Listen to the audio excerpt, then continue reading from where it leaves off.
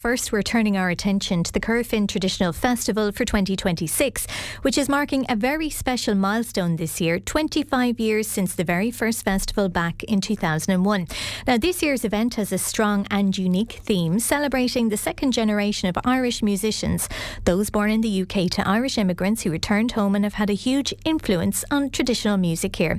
Well, joining us to tell us more about what's planned across the weekend is none other than Padraic O'Reilly from the Festival Committee. Good morning, Padraic.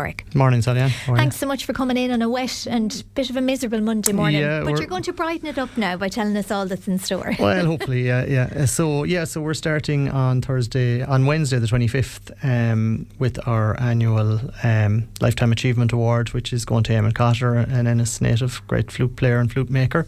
And then we've a team of the festival this year, as you said. So all our concert guests have UK links. The majority of them were born in London or Liverpool or Birmingham or Leeds and have moved back here and have had a massive influence in terms of teaching and passing on the tradition and have influenced my generation, I suppose. The full circle club, yeah, basically. Absolutely full circle. So we're well familiar with stories of people from Clare going over and keeping the London music scene alive, Bobby Casey and these kind of people, but I suppose it hasn't really been highlighted, the amount of English born traditional musicians who have come back and resettled back here in their parents' home areas and had a huge influence on the next generation of young Irish musicians. So we've tried to blend that with some with a lot of these guests and with the younger generation of musicians who have been directly influenced or taught by people who were, I suppose, second generation Irish. Yeah, because I was saying to you when we were in the ad break there, like the first thing that popped to my mind when I saw your theme in the wider spectrum, more so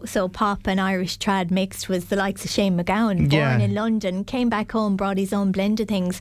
So they may have learned, I suppose, a particular style over there, but then they bring their own element to that and bring it home. Yeah, and it's I suppose where they settled, then a lot of them settled back to the styles they would have learned themselves, I suppose, from their parents' homeland. John Carty would be one of the most famous names in Irish music. He was born and reared in London and has been living in Boyle for all of my adult life. And I don't know exactly when he came back, but to me he's a Roscommon man. But when you speak to him, he still has a very strong very strong English accent. And the McAvoys, born and reared in Birmingham, Liz Gahan, Michael Hurley, born and reared in Leeds.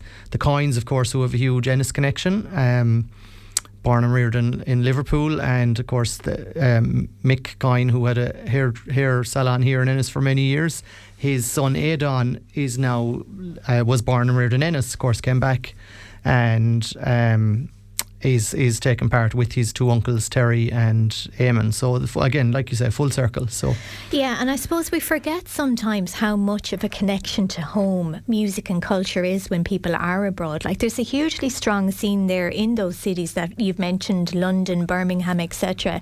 And it's a way, no more than the GAA, of people to make connections when, the first generation moves over there. It might be the GAA club or the local Irish centre where they reach out, they make connections, and these people now that are continuing the culture really got their start. Yeah, I guess so. And I suppose what I find anyway is we're so saturated with traditional music here in Clare that we often take it for granted. And it's an expectation here now. Yeah, and the people that all these people we're bringing from my interactions with them over the year, they're more passionate and more knowledgeable than we are in a lot of ways, because they really had to dig it out and source it, and it was a real centre of everything for them, whereas I guess it's all around us here. I suppose a bit like looking out the back window at a lovely view. After a while you don't see it as much, so they've brought that passion back and settled in Tipperary and Roscommon and Meath and Galway, and they've majority of them are renowned teachers in the area of the next generation of Irish kids coming through. So it's a nice story. So as you mentioned there, that passing it on to the next generation, that's a big part of what you'll be doing in Corofin Tradfest this time round. You have a number of masterclasses that you're keen to let people know about. Yeah, we do. On the Saturday morning we've a 3-hour masterclass with a lot of these artists. So John Carty is doing a banjo masterclass. We have Liz Gahan and John McAvoy doing fiddle. We have Jacinta McAvoy and Mairead Hurley, whose father Michael was born and reared in Leeds, and Mairead has been very influential in Sligo, and we have flute masterclasses with Catherine McAvoy, and my brain is letting me down, but we have Catherine McAvoy anyway, and actually Deirdre Hurley, Mairead's sister. So we have a number of classes on Saturday morning in Corofin, and loads of concerts Thursday, Friday and Saturday night as well. So specifically on the masterclasses, Padraic, if people are listening and they think they'd like their children or indeed themselves maybe to take part, sure, what do they need to do? I presume there's pre-booking for all of those classes. Yeah, well it's more ideal from our point of view as regards planning for pre-booking, certainly. So yeah, we've an extensive website, corofintradfest.ie. All tickets for concerts and masterclasses are there. So it'll just bring you to a platform where they can scan everything and get their tickets there and whatever, and my contact number is there somewhere, I'm sure, as well. So any questions, by all means, give me a buzz. Yeah. Tell us about some of the concerts. What can we not be missing this year at Corofin Traditional Well, all of them, obviously. Sally. And so, no, we're starting, our first concert is the Thursday night, so we've a London focus on the Thursday night. We have John Carty, who I mentioned earlier. We also have Clare and Sinead Egan. Sinead now lives here in Ennis. Clare lived here for quite a while and is now based up around Crowell somewhere, I think. And we have a young, exciting trio as well from Sligo who have been directly influenced by John Carty. So we have Ryan Sheridan and Conor McDonough and Andrew Caden from the US, actually, who's now based in Ireland as well, and they're coming. So that'll be a mishmash of I suppose second generation London style and Sligo and all that kind of thing on the Thursday night. And on the Friday night we have the Coins from Liverpool. And we have on the Saturday night then we have the McAvoys from Birmingham. And we also have Cian Connolly McGorman, who two of that band are sons of Catherine McAvoy, who's also playing at the concert. So born and reared in Meath, but hugely influenced obviously by their mother and their uncle, who were Birmingham raised. So again, coming full circle again there. So we're saying it's 25 years. I know there was 2 years where there was no Tradfest because COVID kicked in. Yeah. But it is going back to the 25 years. Yes.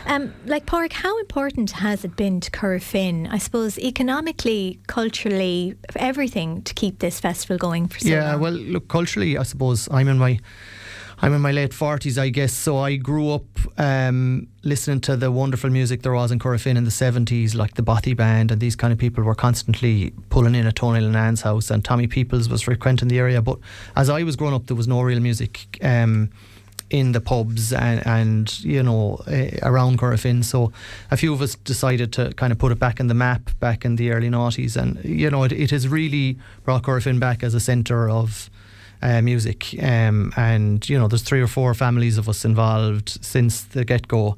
All musicians are related to musicians, I guess. So we feel we've put Corofin back on the map. From an economic point of view, I guess it's at an off-season time of year. When we started, we were probably one of the first festivals to hit a winter time, but people have seen how well it worked, and you've festival nearly every weekend now somewhere if you want it. So I suppose that's a sign of the success of the idea of going off season. So yeah, it has been huge. Like Corofin, like all rural villages, has its challenges now with accommodation and with pubs. I mean, there were 9 pubs when we started. We're down to 3 now. But we're rising to that challenge. We've a pop-up cafe. Route 85 are coming in doing a pop-up cafe in the community hall this year. So that'll be something for people to come to. We have a courtesy bus running from Hotel Woodstock. So we're trying to adapt and change for the challenges of rural life these days. So well, keep her lit. You're doing a great job, as they Thanks say. Maria. Thanks so much. Padraic O'Reilly from the festival committee there, and more information available on corofintradfest.ie.